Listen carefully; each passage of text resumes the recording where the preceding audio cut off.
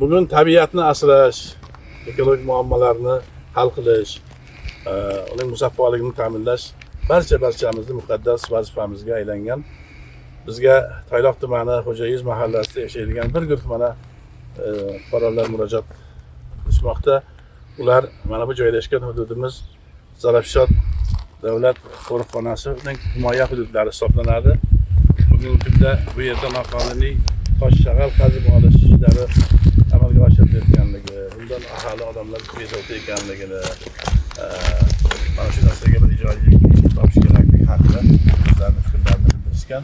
Marhamat, o'sha mahalla ahlidan ular o'zlarining fikrlarini tinglasak. Haqiqatdan ham men mana shu Xo'jayiz mahallasida yashayman. Ismim Rasul Shuhrat. Haqiqatdan ham bu kamazlar kelyapti. Bu endi to'g'risi bu Zarafshon qo'riqxonasiga qaraydi. Bu yerlar, ha? Bu yerlar, ha. Hujjatda qonuniy o'sha qo'riqxonaning yerlari hisoblanadi. Aha. Endi tunda bizlarni bezovta qilib, mana bu yerdan noqonuniy toshlar tushib ketyapti. Keyin mana bu yo'l, buni ham tosh to'g'ib, yo'l qo'ygan. Bu strategik boyagi temir yo'l. Tabiiy hisoblanadi. Bu yerda noqonuniy yo'l o'tkazish yoki uni bir biron qadariga zarar yetkazish menimcha qonunda bir katta belgilangan javobgarlikka sabab bo'lishi kerak bo'lsa kerak. Mana ko'rib turganlaringizdek, mana bularni ishlagan. Demak, bu tomonlar tovlanib ketgan. Noqonuniy yo'l yasalgan. Marhamat, mana shu tunda oqshom soat 2larda boshlaydi, endi 1larda boshlaydi. Men haqiqatan oqshom boyagi shag'al toshni boshlaydi. Bizlarda boyagi qariyalar bor, kasalmandlar bor, ularda yosh bolalar bor. Tunda bezovta qiladi. Shuni bir tegishli mutasaddilarga boyagi iltimos qilardik-ku, shularga bir tegishli chora ko'rsa, boyagi ekologiyani asrash hammamizning burchimiz hisoblanadi. Shuni iltimos qilib qolar edik, shu tegishli mutasaddilarga shularga iltimos qilar edik, shularga bir chora ko'rishlarini. sizlar bu haqda biron joyga bir murojaat qilib, fikrlaringizni bayon qilib, haqiqatan ham mana shu yerda noqonuniy tosh shag'al qazib olinyapti ekan. Ko'rinib turibdi endi ekologiyaga zarar yetkazilayotganligi. Albatta buni ham bir mas'ullari bo'lishi kerak shekilli. Agar karyer sifatida faoliyat yuritsa, uni bu yerda bir mas'uli bo'lishi kerak. Qo'riqxona sifatida uni himoya zonasi bo'ladigan bo'lsa, uni bir ruxsat asosida menimcha foydalanish kerak. Bu haqda biron joyga bir murojaat qilib fikr bildirmaganmisizlar? Endi bizlar oddiy fuqaro bo'lsak, bizlar shu yerda yashaymiz. Mahallaga 1-2 marta aytildi, raisboga aytildi.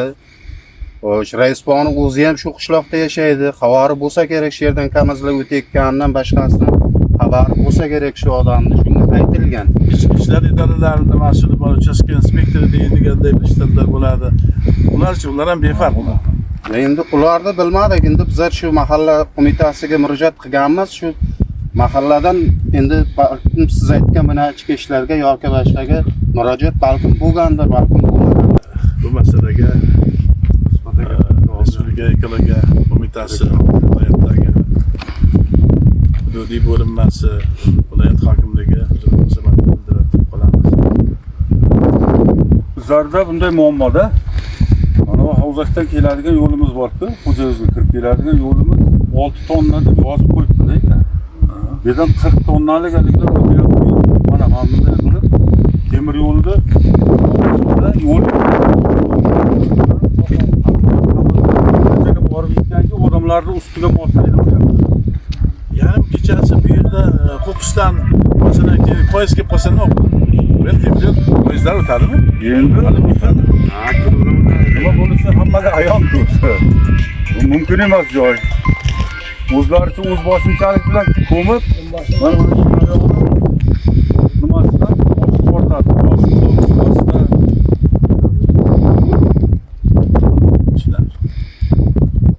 Mana shu kanalyaqa xalqi aholisi murojaat qilyapmiz.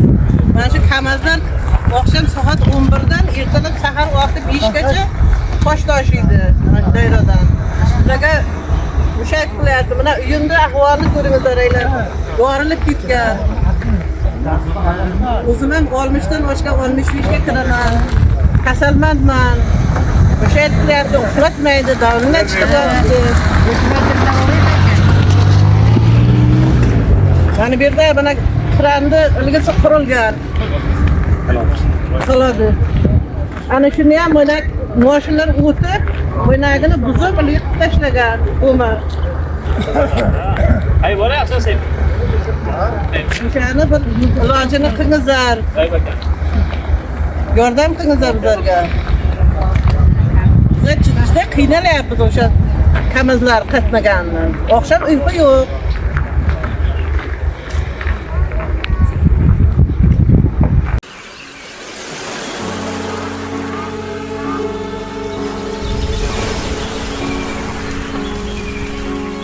Bolalar yonida bir zum o'tirib, mehrli ko'ziga bir to'yib qarang. Dunyo ishlarini bir chekka surib, vijdoni borlar bolangiz asrang. Dunyoni holidan xabarsiz kishi, mazmunsiz umri bahor o'qishi, hech qachon tugamas bu dunyo ishi.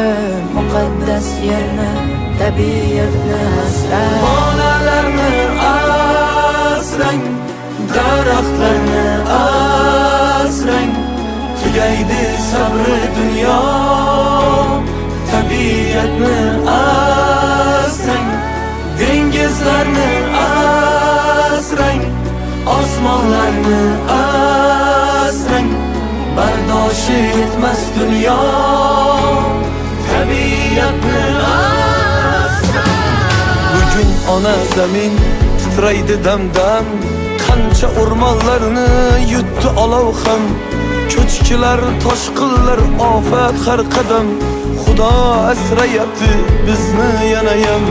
Jonzotlar tug'ilmay nobud bo'lishdi, odamlar haddidan ziyod oshishdi, hattoki tabiatni pulga sotishdi. Shunga ranjidingmi bizdan tabiat? Orol dengizida oqqan yoshingni, to'fonlar yaralab bag'ru toshingni, ko'l bo'ldi daryolar sinab doshingni. Shunga ranjidingmi bizdan tabiat? Bag'ringga olasan go'dak bolalar, osmonga yetadi ohu nolalar.